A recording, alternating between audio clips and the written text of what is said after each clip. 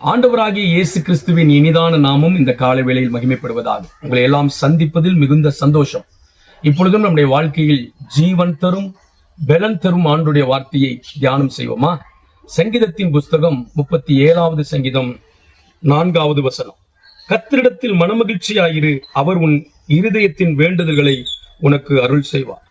நம்முடைய வாழ்க்கையில் அநேக வேண்டுதல்கள் இருக்கலாம். நம்முடைய இருதயத்திற்குள் தீர்க்கப்பட வேண்டிய அநேக பாரங்கள் இருக்கலாம், கவலைகள் இருக்கலாம். ஆனால் வேதம் சொல்கிறது, முதலாவது கர்த்தரிடத்தில் மனமகிழ்ச்சியாயிரு.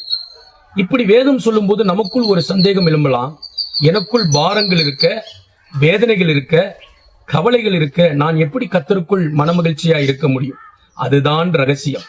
கர்த்தரிடத்தில் களி கூறுவதே, மனமகிழ்ச்சியா இருப்பதே நமது பலன் என்று வேதாகமும் நமக்கு சொல்லுகிறது.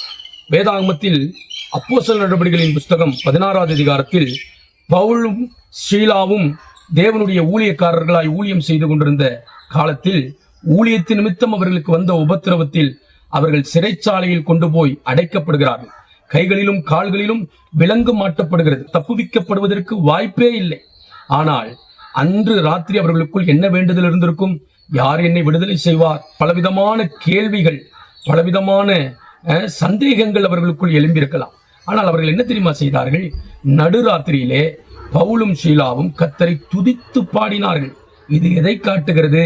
கர்த்தரிடத்தில் மனமகிழ்ச்சியாயிருந்து தங்கள் வேண்டுதல் தங்கள் இருதயத்தில் இருந்தாலும், தங்கள் பாரங்கள் அவர்கள் இருதயத்தில் இருந்தாலும், முதலாவது கர்த்தரிடத்தில் மனமகிழ்ச்சியாய் இருப்பதையும், அவரை ஆராதிப்பதையும், அவரை பாடுவதையும், அவரை உயர்த்துவதையும் அவர்கள் செய்தபோது கர்த்தர் அங்கே இறங்கி வந்தார்.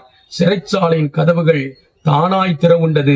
அவர்கள் கைகளிலும் கால்களிலும் மாட்டப்பட்டிருந்த விலங்குகள் கலண்டு கீழே விழுந்தது என்று பார்க்கிறோம்.